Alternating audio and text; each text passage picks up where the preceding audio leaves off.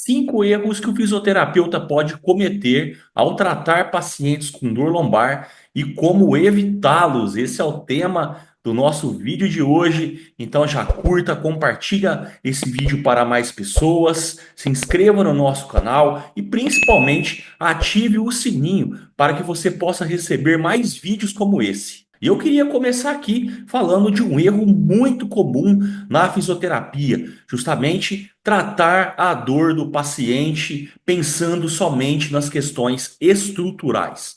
Esse é um erro que qualquer fisioterapeuta pode cometer. Então vamos pensar o seguinte: o paciente chega para a gente na nossa consulta, ele relata uma dor no joelho devido à sua artrose, ou uma dor na coluna devido ao seu bico de papagaio, à sua hérnia de disco, e o fisioterapeuta ele pensa somente nessa correção estrutural. A conversa com o paciente é no sentido de vamos consertar a sua hérnia de disco, vamos melhorar a sua artrose, vamos corrigir o seu bico de papagaio. E esse tipo de comunicação, ele é um grande erro, justamente porque nós temos na literatura científica vários estudos mostrando que existe lesão sem dor. Existe bico de papagaio em pacientes que não têm dor. Existe hérnia de disco em pacientes que também não sentem nenhum tipo de sintoma, assim como tem vários pacientes que têm artroses e mal sabem que ela existe, porque não tem nenhum tipo de sintoma. Então, pensar nessas correções de estrutura, olha, vamos criar um plano de tratamento para melhorar a artrose do paciente, melhorar o disco do paciente, melhorar um tendão no ombro do paciente. Somente esse raciocínio, um raciocínio muito biológico, ele é um dos grandes erros que nós, fisioterapeutas, podemos cometer ao tratar pacientes com dores no sistema músculo-esquelético. Um segundo erro que eu quero citar aqui nesse vídeo é o erro de pensar em tratar somente a dor do paciente e não levar em consideração o que é mais importante, que é a funcionalidade dele. Quando nós, fisioterapeutas, preocuparmos apenas no tratamento da dor, a tendência é que a nossa intervenção, né, o nosso plano de ação, ele venha com muitos recursos passivos, como, por exemplo, mobilizações, como uso de equipamentos, ultrassom, laser, TNS, ou qualquer outro equipamento que você tem aí no seu consultório para utilizar. E a gente já viu, a ciência já mostra que utilizar somente terapias passivas não tem resultados tão expressivos assim. O bom resultado com o paciente, ele vem da intervenção passiva associada à intervenção ativa. E eu quero dizer aqui para você que quanto mais ativo for o tratamento do paciente, melhor. Quanto menos mão tiver no atendimento, melhor. É claro que aquele paciente que chega para a gente com muita dor, o seu tratamento vai ser 80% maca, ou seja, 80% manipulando, mobilizando, tirando ponto gatilho, alongando o paciente, enfim, fazendo técnicas de eletro, termofototerapia, utiliza ali um laser, uma corrente, seja o que você preferir usar, uma acupuntura, que é uma outra técnica passiva, né? Mas conforme esse paciente ele vai evoluindo, você tem que evoluir junto. Se o paciente está melhorando a dor e ele já consegue se movimentar, você precisa evoluir o teu atendimento junto com ele. Você precisa tirar e tirando as técnicas passivas do tratamento e colocando mais técnicas ativas, como exercícios de força, mobilidade, controle de movimento.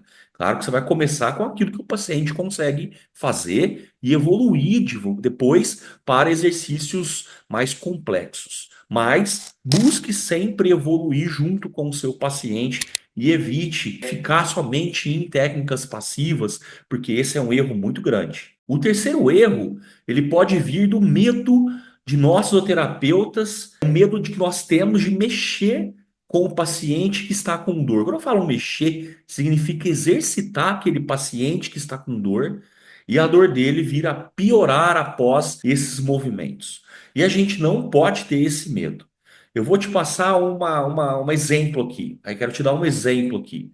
Por exemplo, o método Mackenzie. O método Mackenzie, quando a gente vai utilizar ele, especialmente os exercícios de preferência direcional, a gente só descobre se o paciente tem uma preferência direcional exercitando ele no movimento que mais dói. Então, eu tenho um paciente, por exemplo, que tem uma dor de coluna, que ele tem dificuldades em realizar a extensão de coluna, isso é muito comum em nossos consultórios. O paciente chega com dor e limitação na coluna lombar, especialmente nos movimentos de extensão, e a gente fica com medo de passar exercícios para ele que tenha extensão de coluna. A gente fica com medo de colocar ele nessas posições.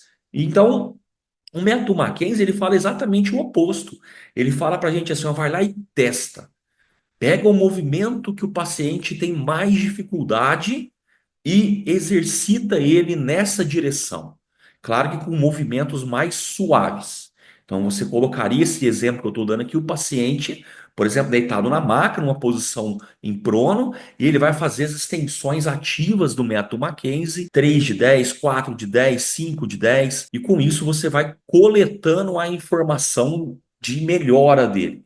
Se o paciente está reduzindo os sintomas durante os exercícios de extensão, esse exercício vai ser benéfico para ele, mesmo que a queixa principal dele seja uma dor que aumenta durante a extensão de coluna. Então, esse fenômeno que a gente percebe quando a gente coloca o paciente movimentando em direção à dor dele. Eu brinco muito em sala de aula, eu falo para os meus alunos, falo assim, vai para cima da dor do paciente. E quando a gente vai para cima da dor do paciente, respeitando toda a parte científica e a parte prática do método, a gente percebe que ao realizar um movimento que ele tem dificuldade por várias vezes, 15, 50, 100 repetições, eu já cheguei a fazer 200 repetições com a coluna do meu paciente, somente na avaliação, para ele me dar a resposta da centralização da dor. Então, esse é o maior exemplo que não tem que ter medo de testar o paciente durante a sua consulta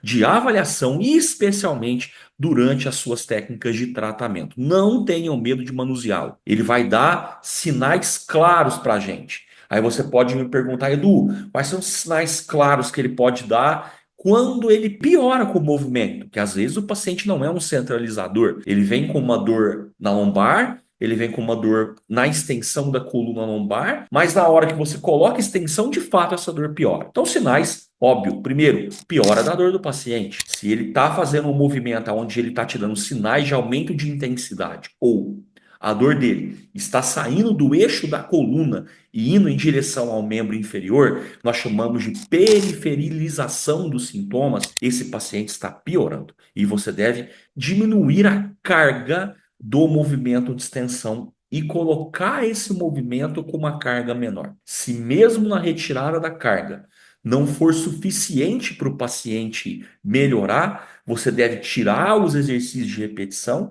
e colocar ele numa postura sustentada. Por exemplo, um paciente que vem com dor para extensão de coluna, quando eu quero colocá-lo em uma postura sustentada, eu coloco travesseiros por debaixo do peito dele e a coluna dele fica numa extensão passiva e eu deixo ele ali 5 a 10 minutos, por exemplo. E ao remover o travesseiro, depois retestar o paciente durante os movimentos, na minha avaliação, se eu perceber que ele está centralizando, isso é um sinal verde para que eu possa continuar em frente. E os sinais de piora? Os sinais de piora são exatamente o oposto. Se você colocou extensão de coluna, ele piorou. Se você colocou uma carga diminuída, mesmo assim ele piorou. Você colocou ele numa postura sustentada, mesmo assim ele piorou. Você não deve mais insistir nos movimentos de extensão de coluna e aí você vai colocar outros movimentos, como a flexão lombar, por exemplo. Então, esse terceiro erro, que é o erro de ter medo de testar o paciente, não tenham medo, porque o paciente ele mostra sinais muito claros para a gente durante esse mecanismo de movimento que a gente quer desenvolver com ele, se ele está melhorando ou se ele está piorando. Quarto erro que eu vejo é ignorar fatores emocionais e fatores contextuais. Esse seria um quarto erro. O erro está na anamnese. Não realizar uma boa anamnese seria um quarto erro. Nós precisamos entender qual momento emocional o paciente se encontra e qual é o contexto disso tudo. Eu investigo aqui no meu consultório, especialmente questões dentro da família do paciente, questões familiares e questões de trabalho. É onde a gente está, né, pessoal? A gente hoje vive uma vida, ou a gente está trabalhando, ou a gente está curtindo o momento com a nossa família, né? E é dentro da nossa família que nós encontramos as maiores dificuldades, não é isso? Então, investigar essas dificuldades que existem ali dentro do núcleo familiar do paciente, também as dificuldades que ele está tendo no seu trabalho, é muito importante para que você possa conversar com ele e ver e perceber se ele te dá algum indício ou mesmo algum relato que esses fatores emocionais, familiares, estão influenciando nos sintomas dele, ou se os fatores do trabalho, o estresse no trabalho, pode estar influenciando no aumento de dor. E se o paciente ele fala, olha, isso aqui para mim é um ponto gatilho, é um ponto que de fato perpetua a minha dor, que aumenta a minha dor. Quando eu trabalho muito, eu tenho mais dor. Quando eu me irrito dentro da minha casa, eu tenho mais dor. E isso deve ser conversado com o paciente. Ele tem que entender que esses fatores podem sim ser fatores de gatilho de sintomas e você precisa ver com ele um tratamento que possa ser adequado para essas condições. E esse tratamento não está na fisioterapia. Esses tratamentos podem estar, por exemplo, na psicologia, ele pode estar no médico psiquiatra, através da medicação, enfim. Você precisa sentar e conversar com o teu paciente e ver qual o melhor caminho que ele também quer trilhar para que ele possa resolver essa dor que vem sendo agudizada por problemas psicossociais. E o quinto erro que eu queria discutir com vocês aqui nesse vídeo é protocolo de tratamento. Protocolar demais o seu tratamento pode ser ruim para o resultado dele. Os pacientes hoje, cada um vem com uma tipologia de dor, vem com um fenótipo de dor, vem com uma característica diferente. Cada um responde de forma diferente às intervenções propostas. Tem paciente que melhora muito manipulando, tem paciente que melhora muito mobilizando, tem pacientes que melhoram demais exercitando, e você precisa ser direcionado ao tratamento correto com esse paciente. Você precisa direcionar o tratamento para ele. Quanto mais específico for o tratamento para ele, melhor. Quanto mais generalista for o tratamento para o paciente, isso é pior, tá? Vários estudos mostram que a individualidade do tratamento é o melhor negócio aqui. E eu falo muito isso em sala de aula, eu falo isso muito também no Fiz On Demand, que é a minha plataforma de videoaulas. Eu vou deixar o link na descrição desse vídeo para que você possa acessar o Fiz On Demand. Tem mais de 150 aulas sobre coluna e dor lá na plataforma.